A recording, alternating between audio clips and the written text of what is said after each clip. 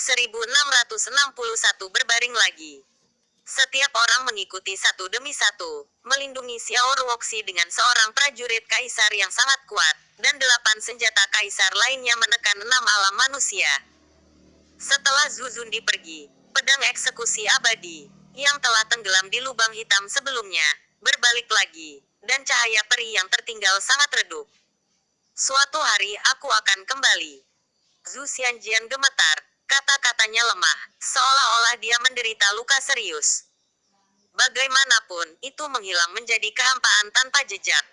Di sini, semua orang telah kembali ke Tianxuanmen, menyegel 2 orang Hong Chen dan 6 jalan ke sebuah taman kecil, dan memberkati segel itu lagi. Adapun Xiao Ruoxi, dia dilarang di atas altar, dan menekan Qian Kun dengan tentara kaisar, agar tidak membuat kesalahan selama periode tersebut.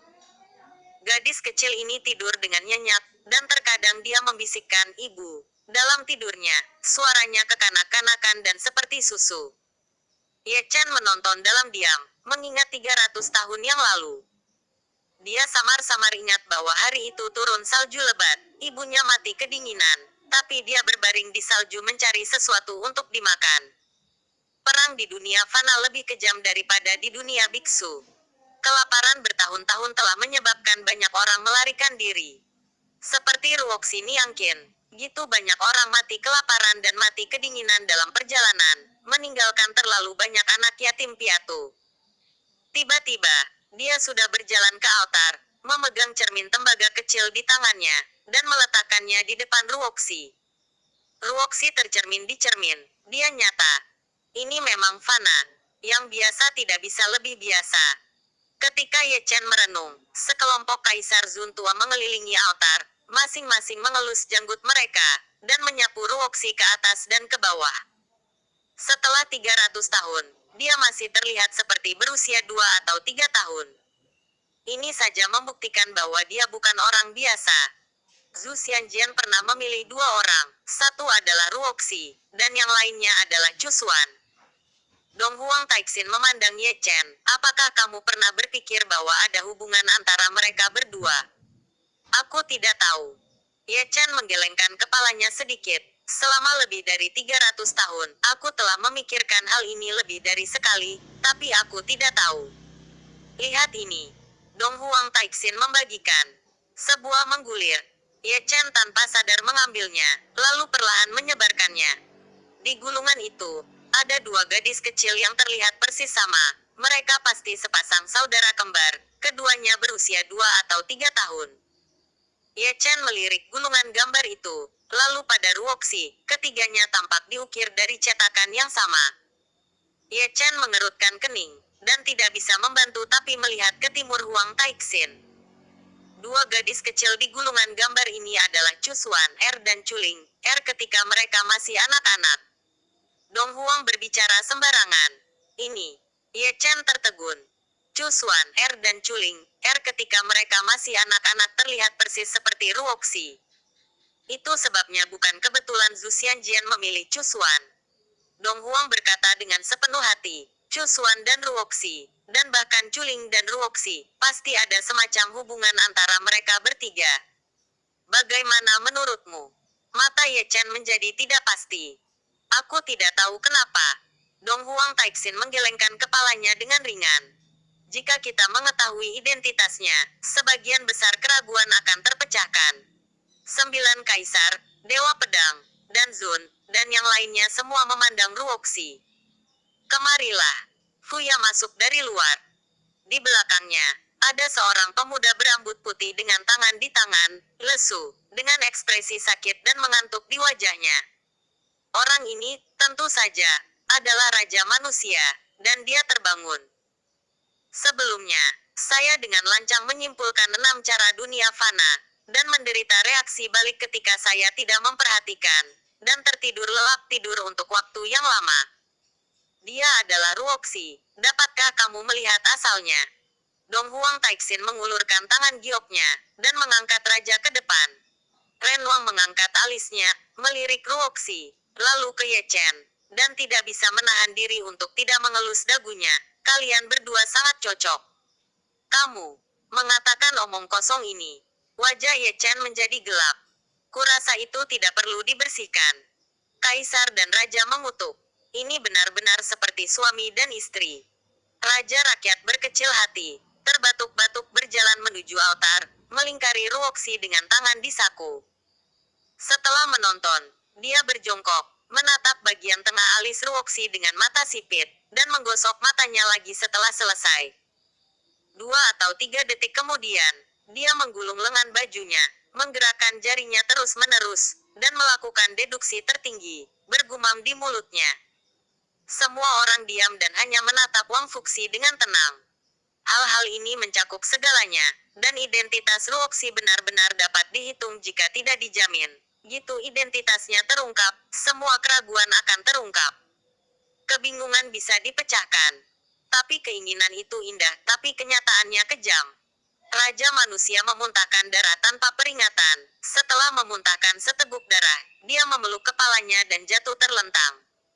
9 kaisar bergegas maju, tapi melihat Raja Ren pingsan. Itu serangan balik. Dewa pedang menunjuk ke alis Raja segala raja, itu sama ketika menyimpulkan 6 jalan dan dunia manusia sebelumnya.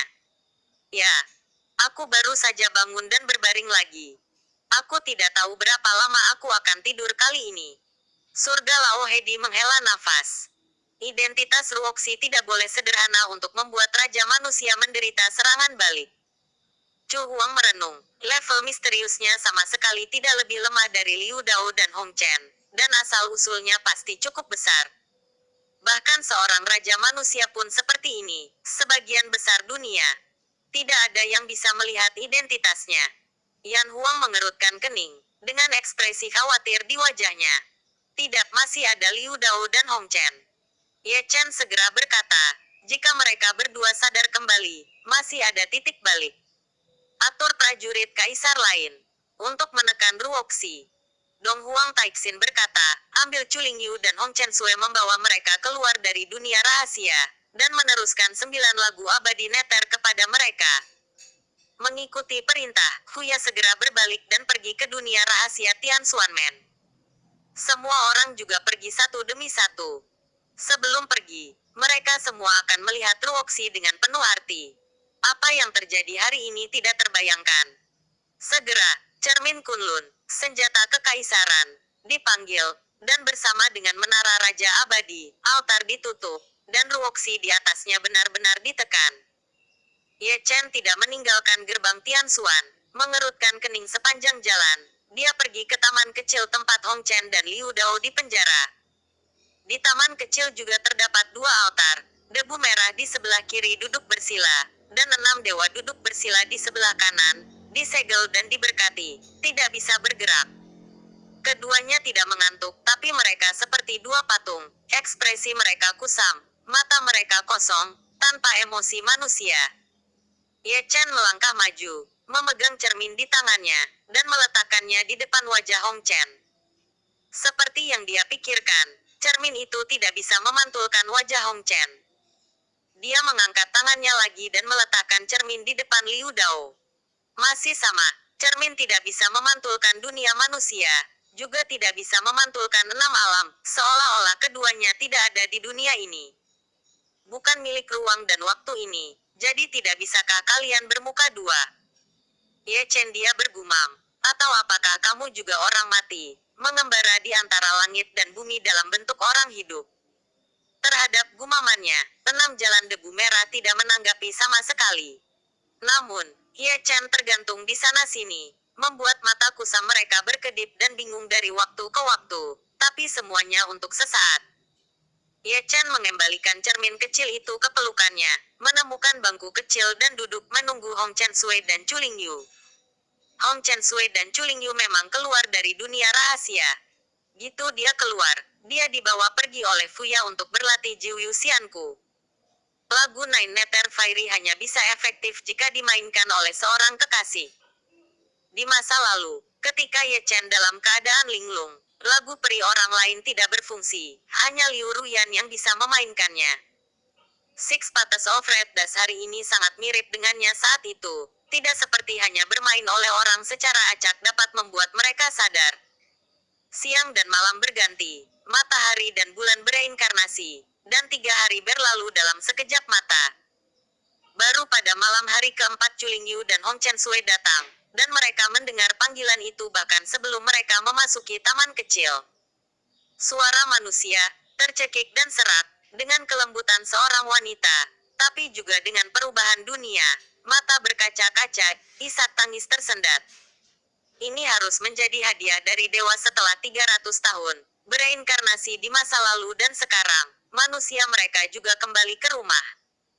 Persis sama, mari kita bicarakan setelah kamu mencarinya, jangan salahkan orangnya. Ye Chen duduk dengan kokoh di bangku kecil dengan tangan kecil di mulutnya.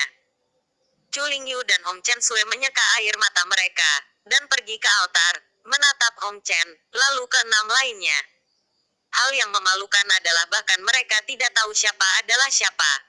Bukannya mereka berdua tidak cukup mencintai dunia manusia, tapi hukumnya ditumbangkan, dan semua sebab dan akibat ditutupi, sehingga sulit untuk dikenali.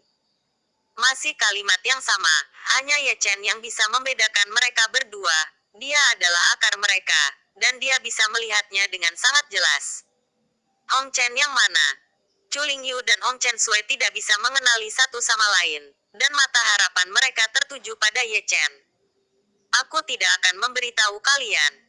Ye Chen menggelengkan kepalanya dengan bingung, apakah dia masih ingat pemukulan sebelumnya? Hong Chen Sui dan Chuling Yu saling memandang, lalu melangkah maju serempak, dan mendorong Ye Chen ke tanah. Bab 1662 Sentimental Fairy Song. Tian Xuan Men Xiao Yuan, isak tangis tersedak membuat orang merasa tertekan. Hong Chen Sui dan Chuling Yu mengelilingi altar, mengangkat tangan giok mereka dengan ringan, dan terus menyisir rambut Hong Chen Ling. Air mata mengalir di wajahnya. Wajahnya rusak karena cuaca dan suram, dan penuh dengan jejak waktu, dan setiap pisau dan pisau mengukirnya penuh lubang. Hong Chen baik-baik saja, dia tidak mengatakan sepatah kata pun, tidak bereaksi sama sekali, dia benar-benar seperti patung, seolah-olah tidak ada hubungannya dengan dia di dunia ini. Lihatlah Ye Chen lagi, duduk dengan patuh di bangku kecil.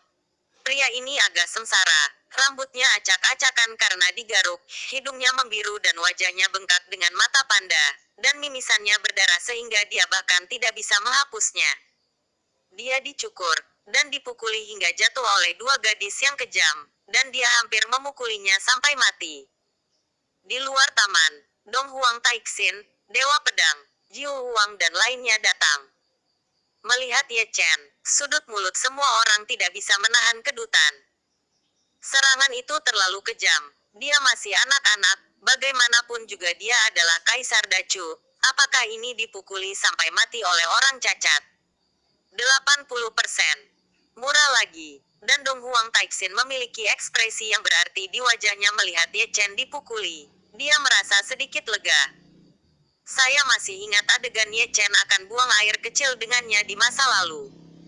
Di seluruh dunia, tidak ada orang yang lebih murah darinya. Adapun ukuran ini, jika Anda tidak melakukan apa-apa, Anda harus mengeluarkannya dan memukulinya, dan Anda juga harus memberitahu dia mengapa bunganya gitu merah.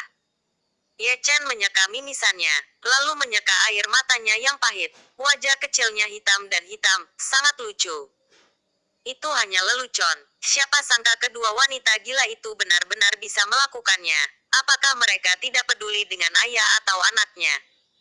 Bagaimana dengan keibuanmu? Semuanya dimakan oleh seekor anjing. Ayo mulai. Chu Huang terbatuk datar, menatap Chuling Yu dan Hong Chen Sui. Mainkan lagu peri dan bangunkan dia. Mendengar ini, Chuling Yu dan Hong Chen Sui buru-buru menyeka air mata mereka. Mundur 3 atau 5 langkah, duduk bersila. Dia mengambil piano dengan jentikan tangannya. Mainkan dengan emosi dan itu akan berhasil, saran Moon Emperor. Gadis kedua mengangguk, menarik napas dalam-dalam, dan memetik senar dengan jari gioknya. Segera, suara piano yang merdu terdengar di taman kecil. Suara piano itu samar, seperti gemericik air, datang dari pegunungan yang dalam. Keduanya menangis saat bermain, dan mata mereka kabur. Suara Ken, penuh kasih sayang yang dalam, penuh dengan pemikiran kuno, telah memicu kesedihan selama bertahun-tahun, dan suasana hati akan kesurupan setelah mendengar suara itu. Kerumunan menatap 6 jalur manusia, bahkan Ye Chen pun bangkit. Liu Dao acuh tak acuh, tapi Hong Chen bereaksi, mengangkat kepalanya, dan kilatan melintas di matanya yang keruh. Kemudian, ekspresinya yang tumpul menjadi manusiawi, dan kebingungan di matanya berangsur-angsur menghilang dengan suara piano. Ada pertunjukan. Mata semua orang berbinar dan mereka menahan napas. Tuan, saya Sue Er. Chu Lingyu tersedak saat dia memainkan piano. Sue Er adalah nama manusianya. Tuan, saya Xiaor. Hong Chen Sui juga menangis, air matanya mengaburkan pandangannya. Sue Er. Xiao Er. Hong Chen berbicara untuk pertama kalinya. Bibirnya bergerak sedikit, suaranya serak, dan dia menatap kosong pada putri kedua. Tapi kamu masih ingat kami. Putri kedua tidak berani menghentikan suara piano. Ingat, Hong Chen menutup matanya dan menarik napas sedikit. Ketika dia membuka matanya lagi, matanya kembali jernih, dan air mata memenuhi matanya lagi, seolah-olah dia mengingat masa lalu. Dia ingin bangun, tapi dia tidak bisa bergerak. Mana tiba-tiba muncul, dan dia tidak bisa menembus segel dan penindasan beberapa tentara kaisar. Di mana ini? Hong Chen menyapu ke arah kerumunan. Matanya tertuju pada Dacu Jiu Huang. Matanya sedikit menyipit. 9 kaisar. Sepertinya, kamu mengenali kami. Yan Huang sedikit tersenyum. Aku, penguasa generasi Yan Huang. Generasi muda akan mengenaliku. Kata Hong Chen, sebagai generasi ke-98 Yan Huang, dia telah memasuki area terlarang Yan Huang dan melihat patung Yan Huang. Adapun 8 kaisar lainnya, dia juga mengenali 9 kaisar, dan patung batu mereka berdiri di banyak tempat di Dacu. Tapi dia bingung, 9 kaisar sudah mati. Berdiri di sini hidup-hidup membuatnya merasa pusing. Dan Chu Lingyu, dia ingat dengan jelas bahwa dia adalah manusia. Muncul di sini dalam keadaan linglung, bertemu banyak orang yang belum pernah dia lihat sebelumnya, bahkan pikirannya juga diselimuti kabut. Itu seperti mimpi, membuatnya tidak bisa membedakan antara kenyataan dan ilusi. Semua orang diam, mata mereka sedikit menyipit, dan mereka menatap Hong Chen sendirian. Mereka menemukan bahwa alam dunia manusia telah mundur dari alam kuasi kaisar ke alam kuasi surga, dan tidak lagi memiliki paksaan yang kuat seperti sebelumnya. Mengapa kamu membunuh Ruoxi? Ye Chen adalah orang pertama yang bertanya. Ruoxi? Siapa Ruoxi? Hong Chen penuh keraguan. Gitu kata-kata ini keluar, Ye Chen mengerutkan kening, dan semua orang juga mengerutkan kening. Hentikan suara pianonya, kata Dong Huang Taixin dengan santai. Hong Chen Sui dan Chu Lingyu segera mengangkat tangan mereka dan berhenti memetik senar, dan lagu 9 neter peri yang halus juga dimusnahkan. Gitu suara piano berhenti, Hong Chen menundukkan kepalanya, ekspresinya menjadi kusam lagi, dan matanya sekali lagi tenggelam dalam kehampaan. Hal yang paling aneh adalah kultivasi Zuntiannya telah naik ke tingkat kuasi kaisar lagi, dan paksaannya yang kuat kembali seketika. Segalanya tampaknya telah kembali ke titik semula, dan dunia manusia telah berubah menjadi kekacauan lagi, seperti mayat yang berjalan, sunyi senyap tanpa emosi.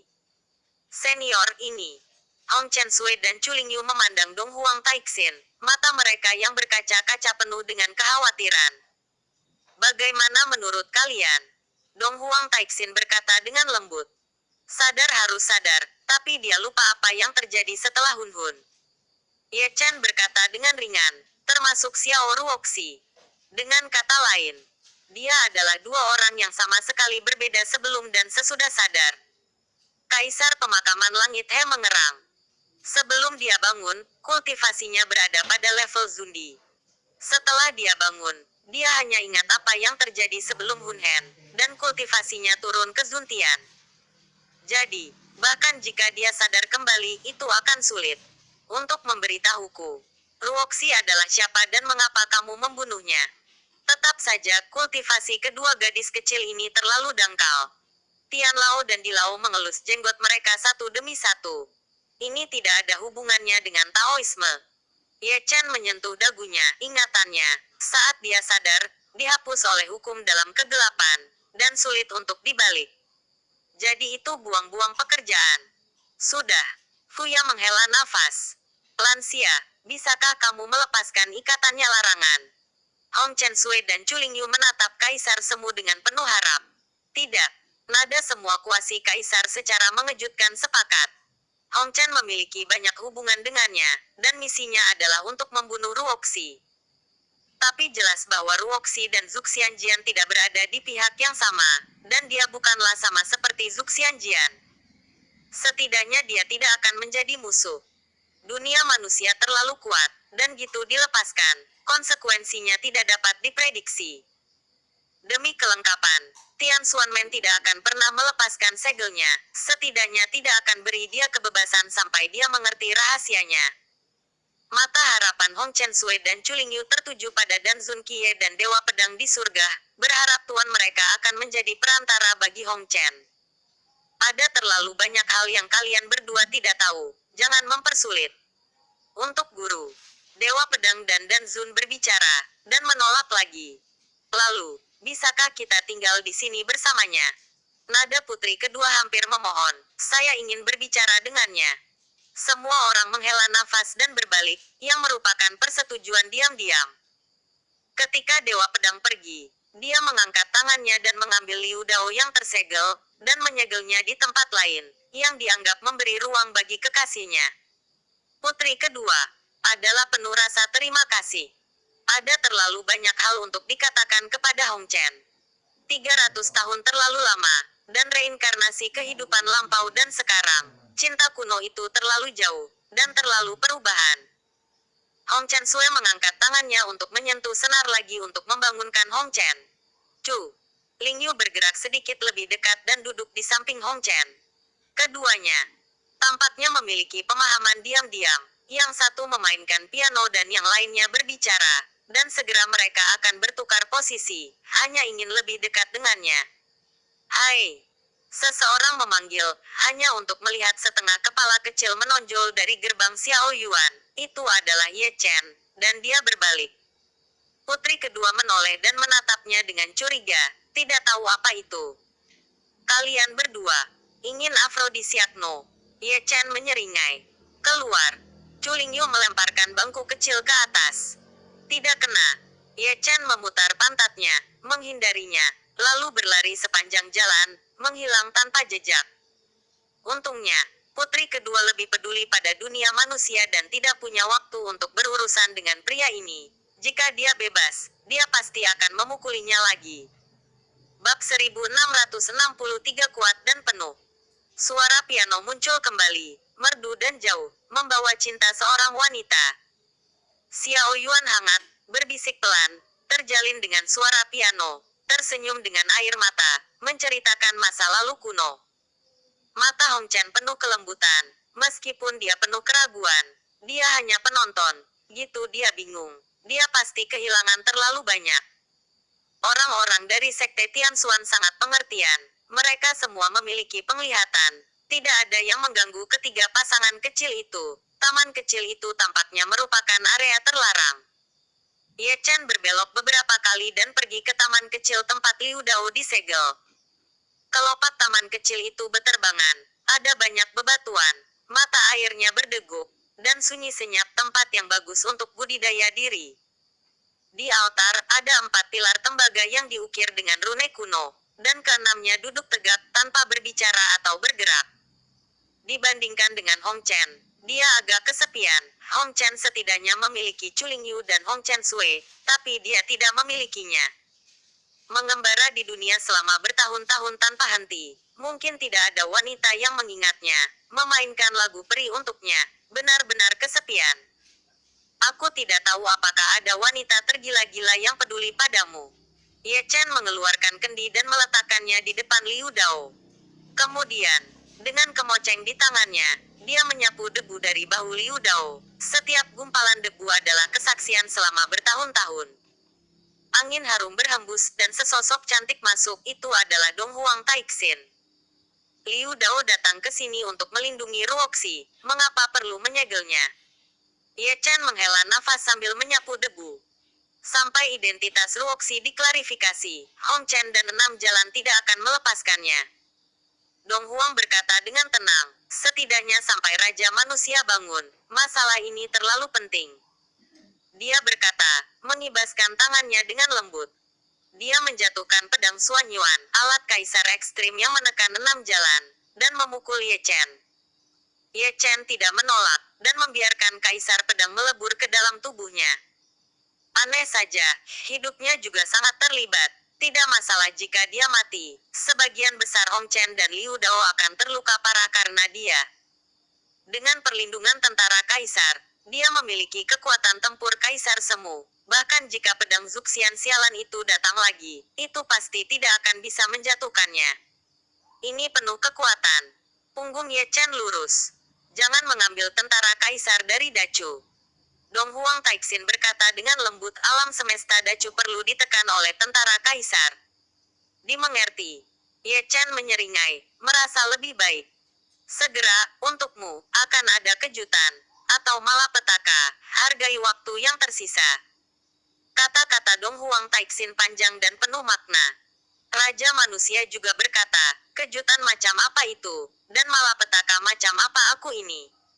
Ye Chen menatap Dong Huang Taixin. Ketika saatnya tiba, aku akan datang. Dong Huang Taixin mengangkat bahu. Ini sangat misterius. Ye Chen tidak bisa menahan bibirnya. Klan besar lainnya telah dibuka segelnya. Dong Huang Taixin menatap Misty. Ye Chen juga mengangkat kepalanya, tapi yang bisa dilihatnya adalah awan berkabut. Sekaligus, dia membuka mata peri, dan memberkati kaisar dengan cara yang ekstrim. Dan kemudian dia menembus lapisan awan dan kabut, dan melihat benua Xuan Huang. Memang benar ada klan besar yang tidak diblokir, dan itu bukan satu. Mereka yang kembali kali ini bukanlah musuh, melainkan klan Macan Putih, klan Xuan Wu di wilayah selatan, dan klan Naga Kuno serta klan Wu di Beiwei. Xuan Huang sangat bersemangat, terutama Pangeran Xuan Wu dan Long Jie, yang paling bersemangat setelah menunggu 100 tahun, akhirnya datang. Tampaknya agak memalukan bagi keempat ras utama ini untuk kembali, karena keluarga musuh hampir dimusnahkan oleh 9 Kaisar Chu. Saudara Xuan Huang menghela nafas dan terus mendecakkan lidahnya. Musuh yang tersebar itu telah bersembunyi di kedalaman langit berbintang. Pertempuran yang menghancurkan dunia benar-benar dirindukan. Jangan khawatir, masih ada yang belum kembali. Kata-kata ini membuat mata kultivator Sifang berbinar. Ya, masih ada yang belum kembali. Suku Kunpeng dan Jinwu di wilayah selatan Xuan Huang masih tinggal di tanah leluhurnya saat ini. Ada gitu banyak orang baik yang memiliki harapan di hati mereka, yaitu ras besar di wilayah selatan akan kembali bersama. Maka akan sangat meriah. 1 atau 2 ras tidak dapat bersaing dengan Dacu. Jika mereka bersatu pasti akan dihancurkan. Dalam beberapa hari berikutnya, Xuan Huang terus berguncang. Dan suku Douzan Seng Yuan, Kui Niu, King Long, dan Suzaku berturut-turut dibebaskan. Berikutnya adalah ras Lo kuno, dan ras barbar.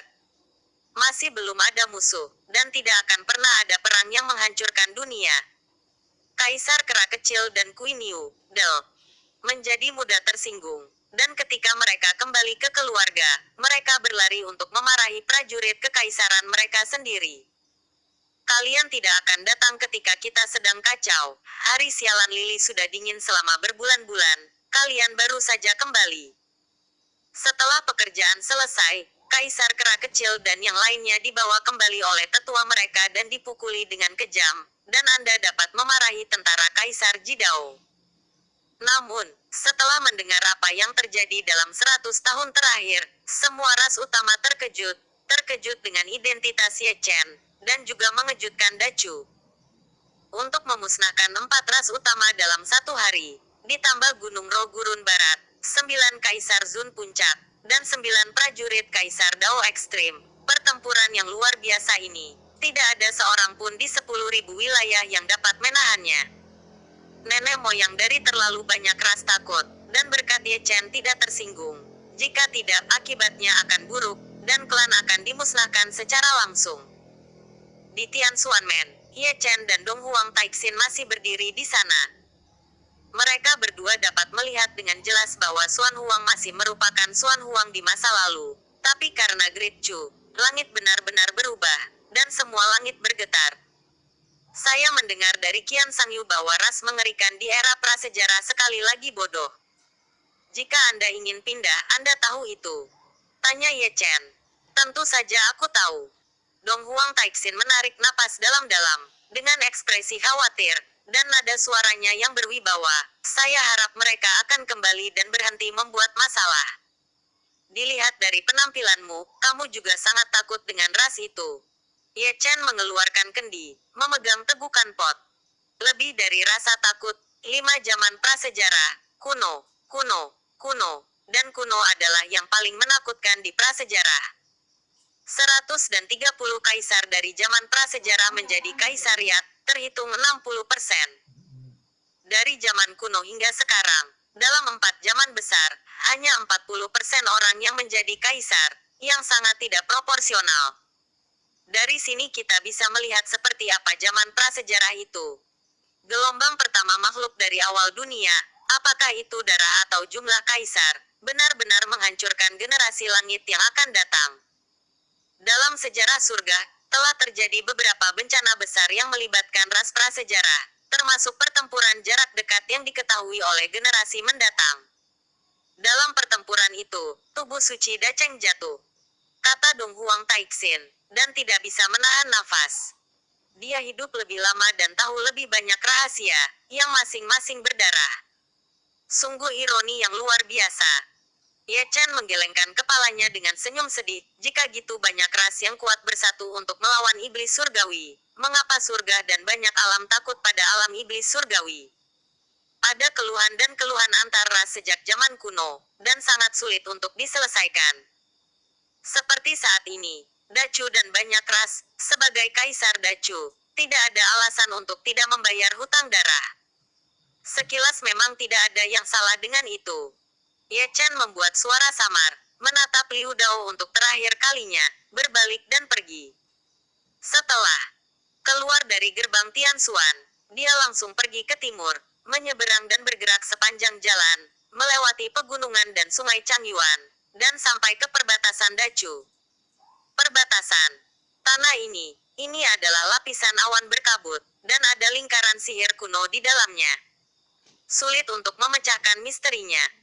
Ini adalah larangan Great Chu, yang memotong langit. Jika Anda melewati awan dan kabut ini, Anda akan berada di 10.000 alam. Sulit bagi orang biasa untuk keluar dari sini. Ye Chen membuka mata perinya lagi, menyingkirkan lapisan awan dan kabut, dan melihat langit berbintang yang dalam. Setiap bintang bersinar terang.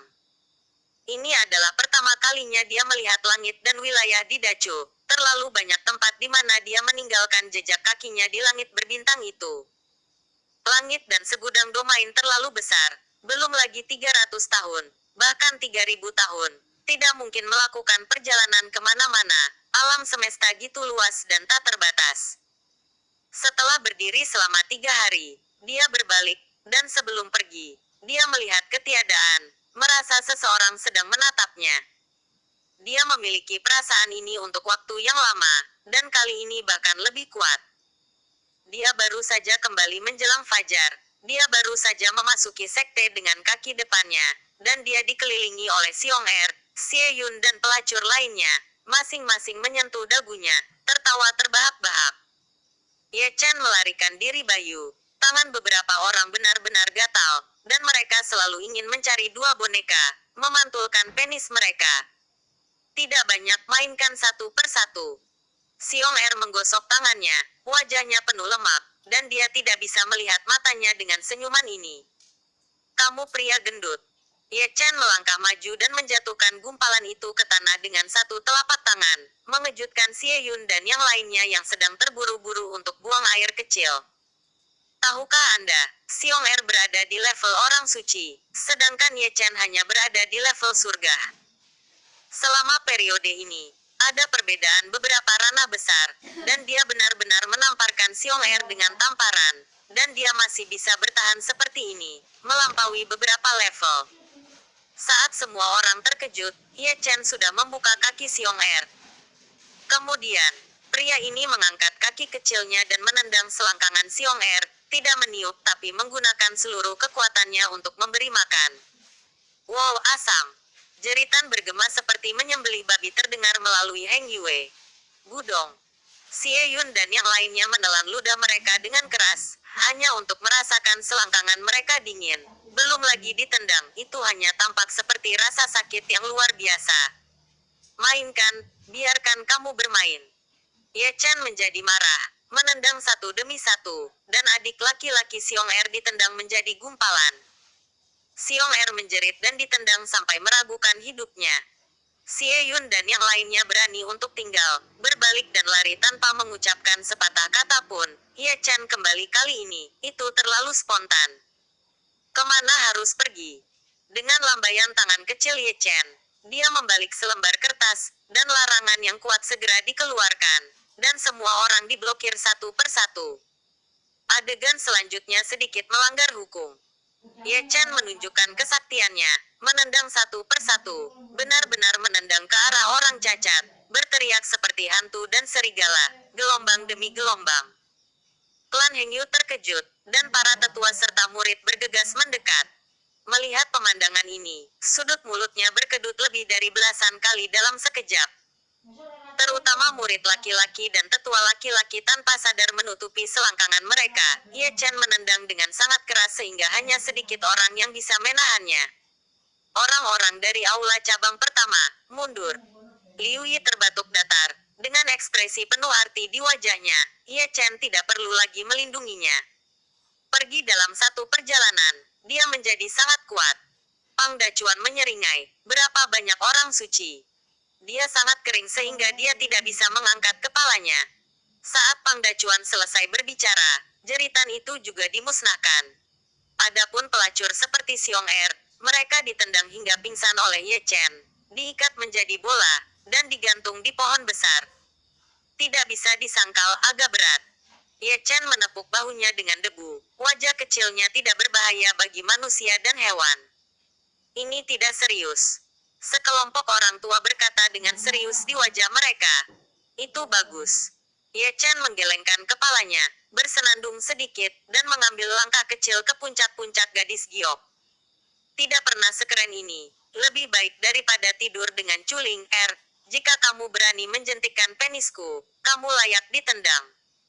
Bab 1664 Evolusi Tao. Sebuah lelucon omong kosong yang datang dan pergi dengan cepat. Murid dan tetua yang berkumpul bubar satu demi satu, melakukan urusan mereka sendiri, tapi tidak ada dari mereka yang berpikir untuk membiarkan Xiong Er dan yang lainnya pergi. Mereka benar-benar sekelompok saudara bermasalah. Mereka dulu membentuk grup untuk memainkan penis Ye Chen, dan hari ini mereka membentuk grup lagi, tapi mereka ditendang oleh adik laki-laki itu. Di puncak Yuns, Ye Chen sudah duduk bersila di bawah pohon, dan mengeluarkan buku tanpa kata. Dia dalam suasana hati yang baik, menyenandungkan lagu kecil itu tanpa henti. Paman, apakah Anda punya pesanan? Kata seorang wanita dengan hormat. Aku lupa tentangmu. Ye Chen untuk sementara meletakkan buku surgawi, menatap gadis-gadis itu, dan berkata sambil tersenyum, aku sudah berkultivasi. Kamu tidak perlu merawatku. Turun gunung dan berlatih. Terlihat bahwa ada banyak kesepian di mata mereka, dan beberapa kekecewaan yang tidak dapat dijelaskan. Kultivasi dengan baik.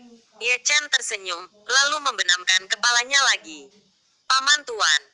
Saat dia membenamkan kepalanya, dia mendengar panggilan, yang gitu tiba-tiba sehingga Ye Chen tiba-tiba merasa ingin buang air kecil. Itu adalah seorang murid perempuan, yang sudah berjalan jauh, tapi berbalik, menggigit giginya, memilin pakaiannya dengan tangan halusnya. Apakah ada yang salah? Ye Chen dengan ragu menatap murid perempuan itu. Aku, bisakah aku memelukmu? Murid perempuan itu menundukkan kepalanya. Ye Chen terkejut sesaat, permintaan ini benar-benar lengah. Ketika dia dalam keadaan linglung, murid perempuan itu telah melangkah maju, dan memeluk Ye Chen tanpa persetujuan Ye Chen, dan dia masih memiliki bibir merah di wajah kecil Ye Chen ketika dia selesai. Tindakan ini membuat para murid perempuan yang belum turun gunung terlihat lurus, yaitu Kaisar. Mengapa tidak lancang? Murid perempuan itu akhirnya menurunkan Ye Chen. Pipinya memerah, dan dia tampak sedikit panik. Tuan.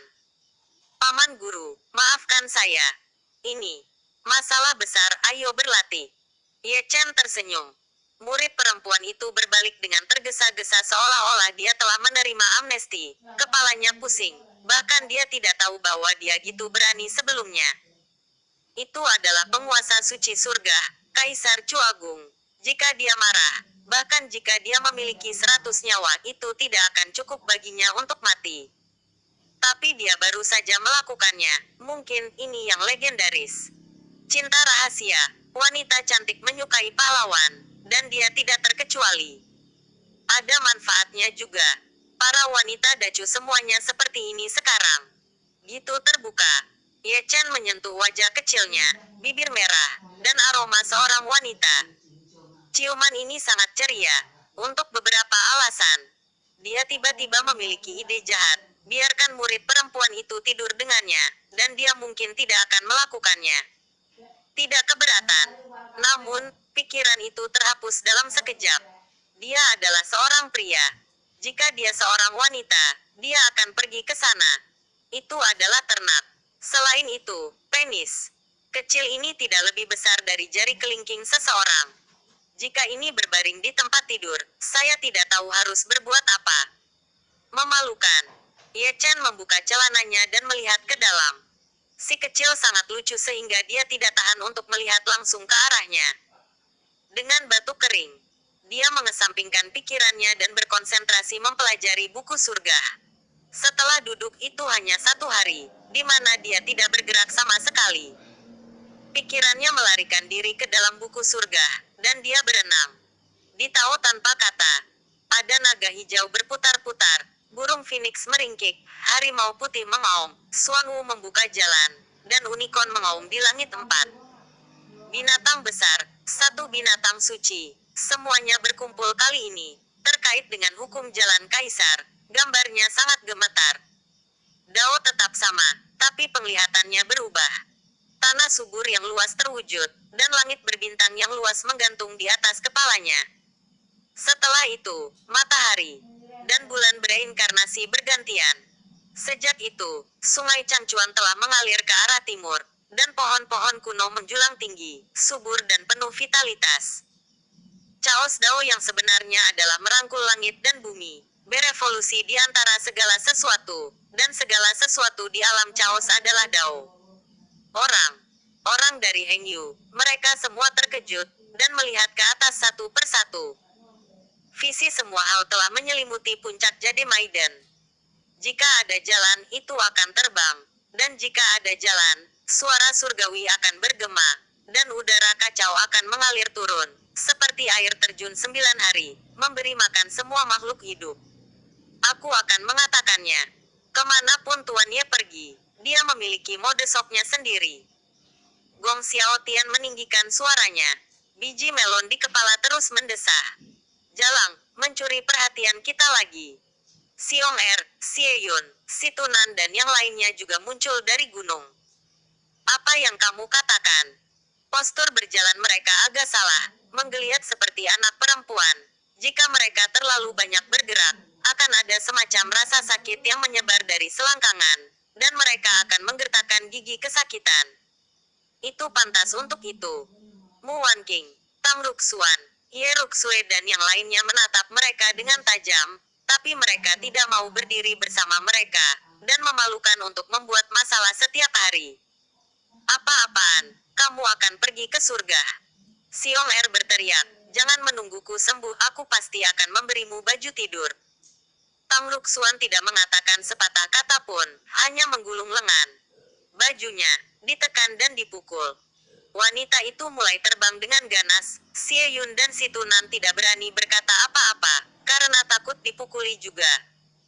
Yang Ding Tian dan yang lainnya selalu memilih untuk mengabaikan harta karun hidup ini, dan mereka masih memperhatikan sisi Yun Feng. Visi kacau Ye Chen terlalu misterius, hanya dengan melihatnya, dia mendapat banyak manfaat, dan tiba-tiba ada banyak wawasan. Banyak Banyak murid dan tetua sudah duduk bersila, mendengarkan suara Dao Agung, seperti ketika Ye Chen menjadi kaisar 300 tahun yang lalu. Ye Chen belum bangun, dan dia tidak tahu bahwa dia menyebabkan gitu banyak keributan. Dia hanya memegang buku surga, dan terus membaca buku itu sepanjang waktu. Dia tidak mendengar apapun di luar jendela, dan hanya membaca buku orang bijak.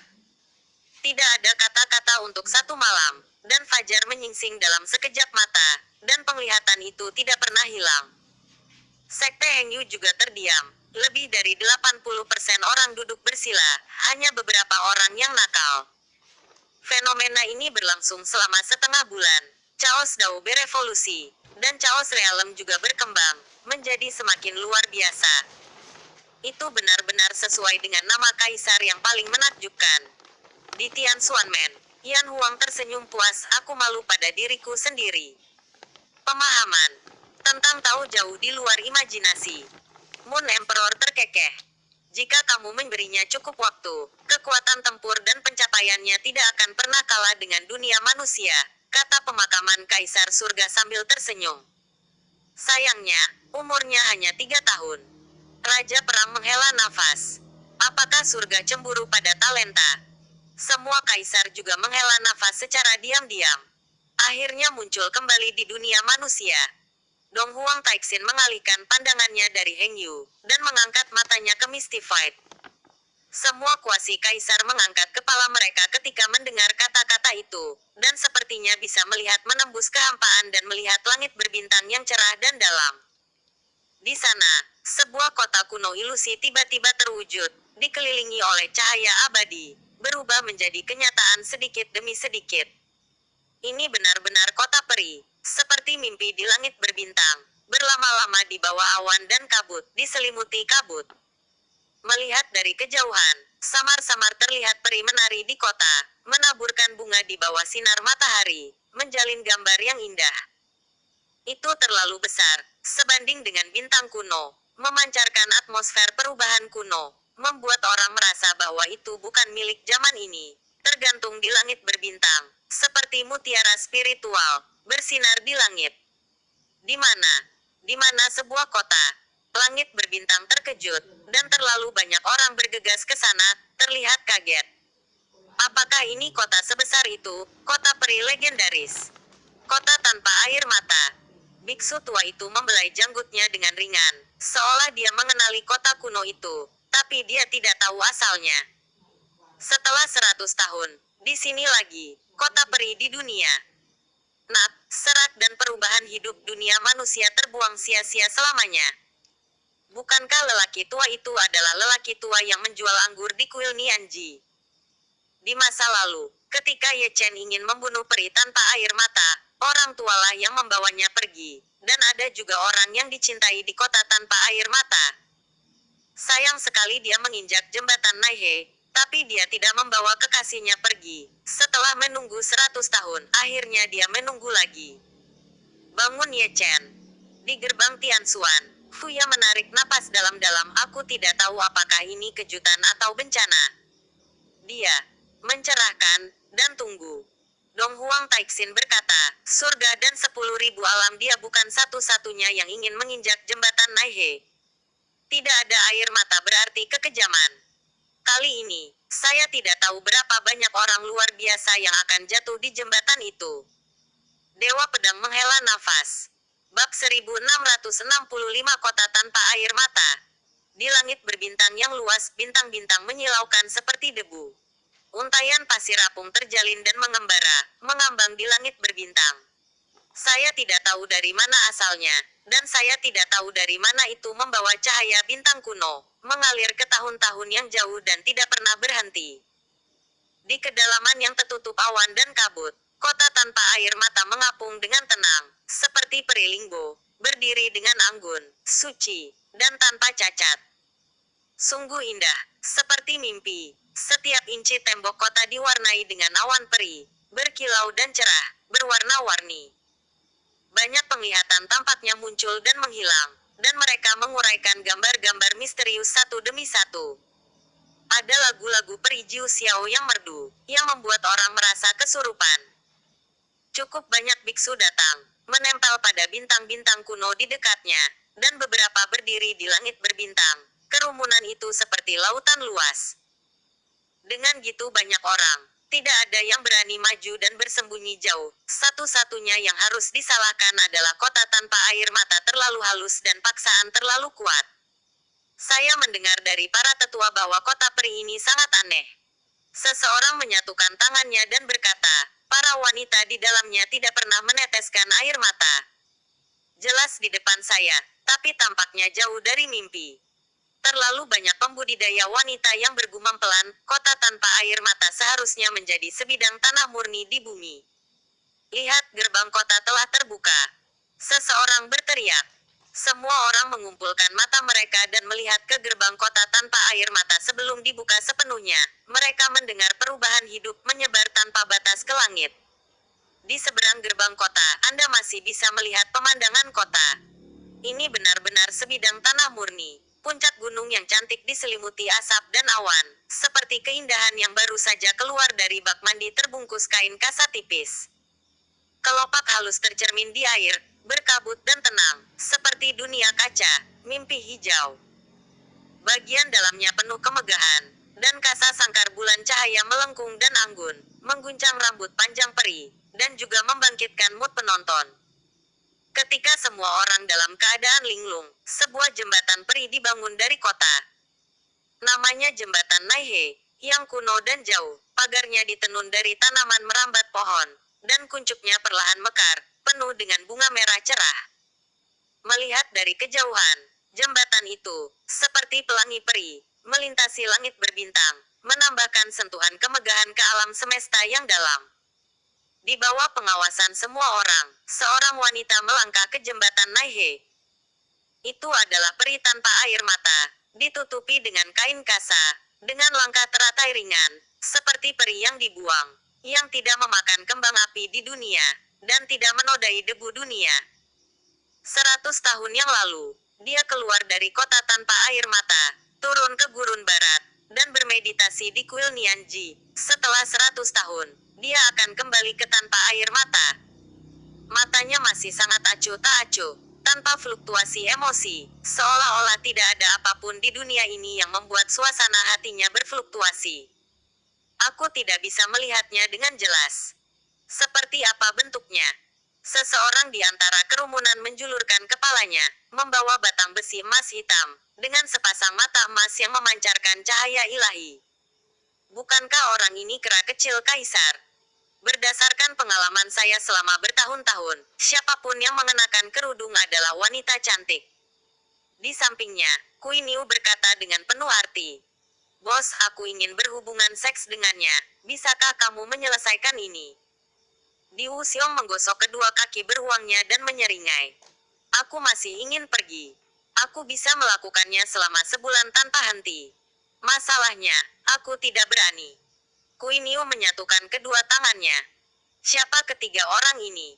Para biksu di sekitar melirik mereka bertiga. Mereka belum pernah melihat orang yang tidak tahu malu sebelumnya, tapi belum pernah melihat orang yang tidak tahu malu seperti itu. Ayo, berdiri jauh. Jangan terlalu dekat dengan ketiga pelacur ini, itu memalukan. Putra klan Wu melambaikan tangannya dan mundur selangkah. Tak perlu dikatakan, Long Jie, Dewi Sukuro, dan Kaisar Selatan dan orang suci utara juga secara sadar bersembunyi jauh, seolah-olah kita tidak mengenal ketiga bajingan ini. Beberapa orang berkumpul lagi, mendengar bahwa kota tanpa air mata telah turun di medan bintang ini. Mereka membentuk tim dan berkumpul di tempat yang ramai. Hah, seseorang naik lagi. Kaisar kera kecil menggertak, menunjuk ke jembatan Naihe dengan cakarnya yang berbulu. Semua orang melihat ke samping. Memang ada seseorang di belakang peri Wulei. Itu adalah seorang pemuda dengan pakaian putih dan rambut putih, membawa pedang peri di punggungnya, matanya seperti bintang, dan rambutnya seperti air terjun, seperti Raja Dewa. Yun Fei Yang, bisik Bei Seng, dengan ekspresi sedikit terkejut. Mengapa, apakah kamu saling kenal? Semua orang melihat satu demi satu. Arogansi tak tertandingi dari Huntian Starfield, Raja Semu berusia 300 tahun. Bei Seng berkata, memenggal kepala lebih dari satu raja suci. Peri, tolong tetap diam. Ketika semua orang berbicara, pemuda berambut putih bernama Yun Fei yang memanggil. Dia juga mengikuti jembatan Naihe, dengan ekspresi penuh harapan, mata hangat, dan suara serak, aku ingin memberimu kesempatan lagi. Suara lembut itu acuh tak acuh. Aku tidak percaya. Yun Fei yang mendesis dan langkahnya dipercepat. Namun, dia hanya mengejar 3 atau 5 langkah sebelum dia berlutut di tanah dengan plop, memuntahkan darah, dan wajahnya pucat. Para penonton mengerutkan kening. Tidak tahu apa yang terjadi. Mungkinkah jembatan Naihe yang indah memiliki batasan yang kuat? Aku tidak percaya. Yun Fei yang meraung. Matanya merah darah. Di bawah tekanan kuat dari suatu tempat, dia berdiri tiba-tiba. Kakinya gemetar. Dan dia berjalan maju dengan susah payah. Matanya penuh kegigihan. Peri Wulei tidak mengatakan apa-apa. Tidak pernah menoleh ke belakang. Dan tidak pernah memperbaiki dirinya sendiri. Yun Fei yang sangat marah sehingga dia memuntahkan darah setiap kali dia mengambil langkah. Dari jauh, penonton sepertinya bisa mendengar suara di dalam tubuhnya. Ada suara tulang patah, dan bahkan tubuhnya retak. Darah mengalir tipis dan berdarah, dan orang-orang yang menontonnya terkejut. Lagi pula, tubuhnya yang kaku masih jatuh, dan dia tidak berdiri lagi. Matanya redup dan nafasnya lemah. Haha, hahaha. Di jembatan, tawanya terdengar, penuh kesedihan, darah dan air mata di wajahnya. Dia berubah menjadi gumpalan abu terbang, dan jiwanya menghilang di jembatan Naihe, hanya menyisakan tawa keras yang bergema di langit berbintang. Sampai kematiannya, dia tidak melihat sedikit pun stagnasi pada Peri Wulei. Bahkan jika dia melihat kembali padanya, harapannya yang berlebihan berubah menjadi keputusasaan. Semua orang menghela nafas, orang yang gitu hebat, raksasa di masa depan, akan mati gitu dia berkata akan mati. Bagaimana mungkin orang tidak menyesalinya? Yang ribuan kesunyian akhirnya diinterupsi oleh jeritan, suaranya sudah tua, dan datang dari langit berbintang yang jauh. Sebelum dia selesai berbicara, dia melihat seorang lelaki tua bergegas, leluhurnya keluarga Yun, kaisar semu gitu kuat sehingga dia memenuhi langit ke segala arah. Tapi dia datang terlambat, dan yang bisa dia lihat hanyalah mantel berdarah di jembatan Naihe, milik cucunya Yun Fei yang. Nenek moyang tua dari keluarga Yun gemetar hebat, dan matanya yang keruh dipenuhi dengan air mata panas. Penampilannya yang sudah tua tiba-tiba menjadi sangat tua. Masalah dunia fana ini adalah orang berambut putih mengirim orang berambut hitam, yang paling tidak bisa diterima. Jenis rasa sakit menusuk hati. Orang-orang tidak dapat dibangkitkan setelah kematian. Teman-teman Taois saya. Seorang kaisar semu tua dari tingkat yang sama tidak tahan, dan menawarkan kata-kata penghiburan. Kembalikan hidupku. Nenek moyang keluarga Yun meraung marah, dan pedang Zundi tiba-tiba muncul, dan dia memegangnya di tangannya. Dengan satu pedang, dia memotong sungai peri yang cerah, dan menebas ke arah kota tanpa air mata. Pedang Kaisar Zun di puncak menghancurkan dunia dan menghancurkan dunia. Namun, meskipun pedang leluhurnya keluarga Yun luar biasa, itu tidak mengguncang kota tanpa air mata, dan bahkan gagal meninggalkan jejak sedikit pun. Sebaliknya, dia sangat terguncang sehingga dia terbang terbalik sebelum dia bisa menstabilkan sosoknya. Tubuh fisiknya hancur, dan jiwanya juga terpencar. His. Semua orang terkejut, dan tidak bisa menahan terengah-engah. Sial, itu kelas kuasi imperial. Kaisar kera kecil mendecakkan lidahnya. Aku bahkan tidak melihat serangan kota air mata, dan kaisar semu musnah. Ini terlalu hebat. Kui Niu juga tertegun. Kakek tidak bermaksud menakut-nakutiku. Wajah Xiao Juxian menjadi pucat, kota tanpa air mata bahkan lebih kuat dari area terlarang. Bahkan kaisar semu dihancurkan dalam sekejap, dan ada seorang kaisar agung di kota tanpa air mata. Ada keributan di langit berbintang, terlalu banyak orang yang gemetar di hati mereka, dan mereka tidak bisa menahan diri untuk mundur, karena takut akan akibat dari kemarahan Wu Taicheng. City of Notes seperti mimpi, dan tidak menanggapi kegemparan. Di tengah kebisingan, orang lain melangkah ke jembatan Naihe. Kali ini, seorang lelaki tua dengan mata keruh dan rambut beruban. Perhatikan baik-baik, bukankah lelaki tua yang menjual anggur di kuil Nianji? Seorang biksu kuasi kaisar sejati. Gitu dia naik, semua biksu dari segala arah melihat ke atas. Jembatan Naihe itu aneh, dan Raja Kuasi Sage musnah. Semua orang ingin melihat apakah, sebagai kaisar semu, dia bisa mencapai ujung jembatan. Heng Yezong, Yun Feng, semua penglihatan perlahan menghilang. Ye Chen membuka matanya, mata Ling Che menjadi semakin luar biasa, penuh dengan langit dan bumi, dan Dao Yun yang tak ada habisnya berevolusi di dalamnya. Sungguh beruntung. Ye Chen tersenyum, mencari kesempatan. Kamu sudah bangun. Hati Dong Huang berubah menjadi ilusi, dan kata-katanya sangat halus. Kamu benar-benar sulit dipahami. Ye Chen meregangkan pinggangnya dan bangkit, dan terdengar suara tulang bertabrakan di tubuhnya. Kota tanpa air mata. Ada di sini, kata Dong Huang Taixin dengan santai. Gitu kata-kata ini keluar, Ye Chen, yang masih meregang, tiba-tiba gemetar. Matanya tertuju pada Dong Huang Taixin, tubuhnya menegang, karena takut dia mungkin salah dengar secara tidak sengaja. Kamu tidak salah dengar, kota peri itu telah muncul kembali di dunia. Dong Huang Taixin berkata dengan lembut, nadanya sangat yakin. Cepat-cepat bawa aku ke sana. Ye Chen Su sangat tidak sabar sehingga dia sedikit tergagap, tidak mampu menahan kegembiraannya, jantungnya berdebar kencang seperti akan meledak. Aku akan mengantarmu ke sana, tapi ada sesuatu yang perlu kujelaskan. Dong Huang berkata dengan lembut, kali ini, Dacu tidak bisa memberimu bantuan, dan semuanya tergantung padamu. Aku benar-benar ingin tahu apa itu asal-usul kota tanpa air mata. Ye Chen terus mengarahkan pandangannya, mengharapkan jawaban yang akurat. Aku hanya bisa memberitahumu bahwa itu bukan milik langit dan alam yang tak terhitung jumlahnya. Kalau gitu bolehkah aku berpikir gitu, kota tanpa air mata adalah milik surga atau dunia bawah? Ye Chen bertanya ragu-ragu. Itu bukan di tiga alam.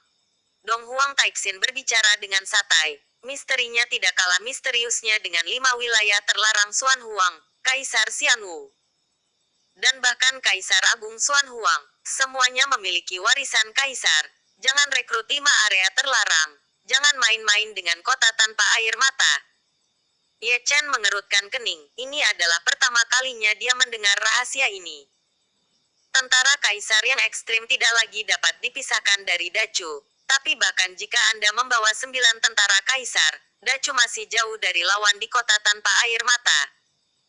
Maaf, Dacu memiliki misi untuk Dacu. Jika Anda ingin menyelamatkan Cusuan atau Culing, Anda hanya dapat menginjak jembatan Naihe. Jika Anda melangkahinya, Anda akan menjadi Ling Xiao Xiankui. Jika Anda tidak melangkahinya, Anda akan menjadi 9 neter Yellow Springs.